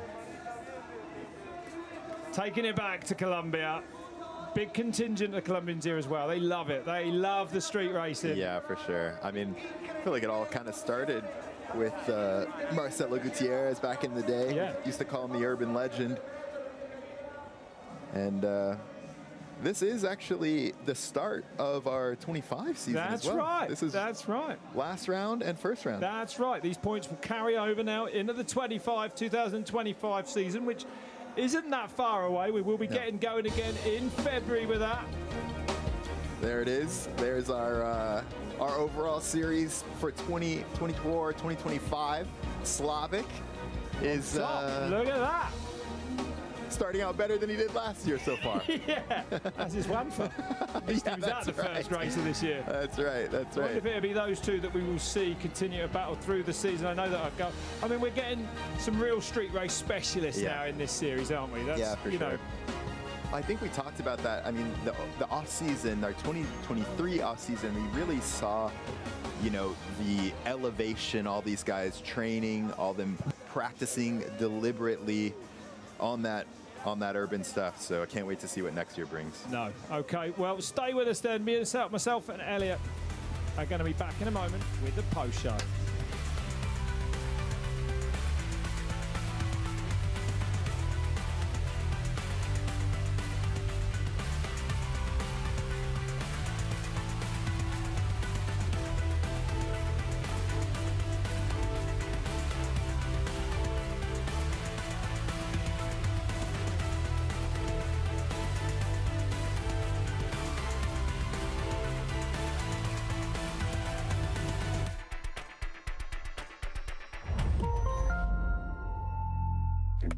Rough, rugged, and raw. What it's about is having fun. The ultimate collection of one of the biggest brands in board sports.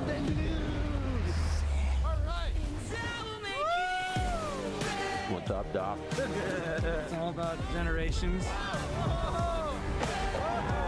The Volcom collection, now available on Red Bull TV. On these roads, in this weather, they should really take it slow. Drivers are advised to check road conditions. No room for error. No restraint. All in. Relentless rally action on the world's toughest stages. FIA World Rally Championship 2024. Watch now on Red Bull TV. We all have our idea of what we want the sport to look like. Still have that childhood feeling every time I drop in. We are ready down here. Anytime? It's go time, man. It's gonna be insane. The best feeling ever. I'm ready to go. Anytime. Now available on Red Bull TV. Look at the time from Stevie Smith. He takes his first ever World Cup win. The making of a legend. Stevie Smith, aka the Chainsaw. He was a bit unpredictable, he was creative, he was wild. He did have a great life, full of giggles and laughs and adrenaline. The untold story of a true champion. Long live Chainsaw. Now available on Red Bull TV. Really awesomely fun. I'm Matt Jones, I'm a professional freestyle mountain bike rider and I'm attempting 3 world's first tricks that have never been done on a mountain bike. And I'm tackling this project with my twin brother Jono. It's going to be a journey.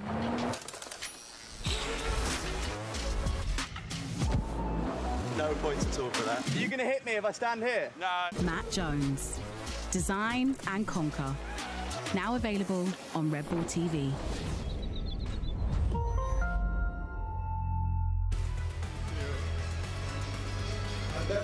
Well, hello everyone. Welcome. Hello everyone. Welcome back to the finals of the Red Bull Cerro Abajo series here in Genoa, where we've just seen Tomas SLAVIK take an emphatic win. I mean, unbelievable, wasn't it, to see that? You could see the joy on his face, I think, right? Like, you could see how much it meant to him, and I think how much he put into that run. He was on another level in the middle of the track. That was where he made up all of his time. We saw how much that meant, and he held it all the way to the bottom. I mean, probably the one thing was he just kept that intensity right down to the finish line. That might have been the difference, but it was unbelievable to see it. I mean, this is a man that's been laid out on the concrete in the past. Yeah, for sure. Probably my favourite today. Yeah, let's have a look at this run of his. Amazing to see. He was so committed on this top section, Elliot. He's not scared, and he's got for sure. Everywhere. Power. 3-time Star-Cross World Champion for the UCI World Champion as well. SLAVIK, you can see the rainbow stripes on him. a veteran of these street races. Yeah, and just super, super quick, not making a mistake. Perhaps, though, Elliot, that was the difference when he gets hard on those pedals like that. Well, he told me right after qualifying that he was locked out here, right? Like he locked his suspension. He was micromanaging it the whole time. You can see how much power is going actually into the pedals and pushing him forward. Look how fast he's going. That's what I mean. Like, yeah. Like that was where he made up so much of his time on that kind of motorway section, and then he was able to just not make a mistake, right? Yeah. All of that stuff, doing exactly what he needed to, not making a mistake out of that tight 180, carrying speed in the key section where the trail bike wasn't as good as the downhill bike. I mean, you know, you're seeing these riders go this fast on literally 4 runs of practice this morning as well. Like they had to learn all the features and everything, but flying down at over 60 kilometers an hour. Thomas, come here. Here he is. We've got him. Congratulations. He'll be happy about this. That was amazing. That was amazing. Where did you find that? That was. I don't even know how did it end up. Like how many seconds? By how many seconds did I win? Do you know, guys? You didn't win by much.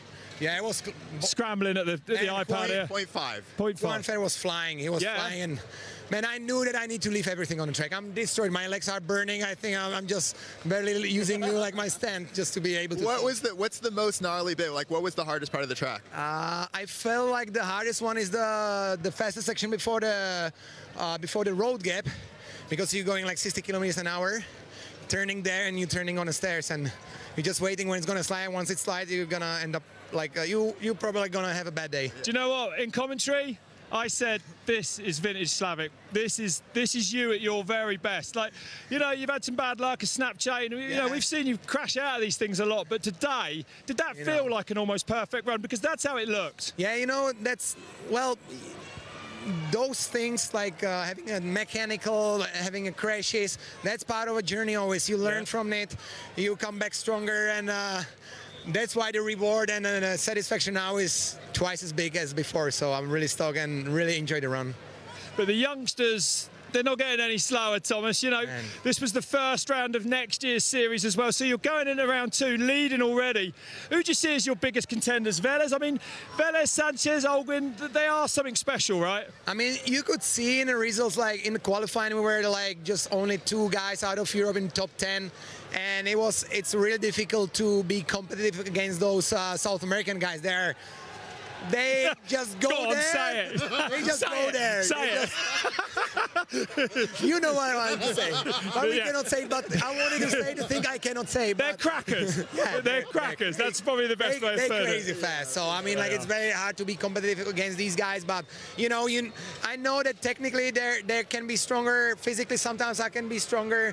You know, if you go 110%, it's never the same thing. So it depends who does the mistake, who doesn't.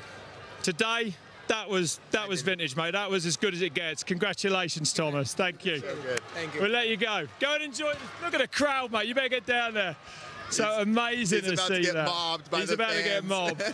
But we did mention him there as well. One for VELEZ. I mean, VELEZ defending his title from last year, back-to-back titles. He didn't. He missed round 1 with a broken scaphoid, had surgery. Came back round 2 and won. And man, did he come close today. Yeah, you know, it was interesting to me to see him after this run because, you know, he wasn't super stoked. You saw the emotion at Guanajuato. It wasn't like that here, you know? No, but last year as well, if you remember, he wasn't particularly stoked at taking the title in Guanajuato. He loves to win. Because he didn't win the race. Again, similar sort of situation. I mean, this is a man who likes to win. Yeah, and that was that section we just saw him go through. That Slavik was talking about right before the road gap, and then this. Oh, look at the shape he got in there. That was insane. I mean, that's living on the edge. Bon Jovi wrote a song about that right there. They really did.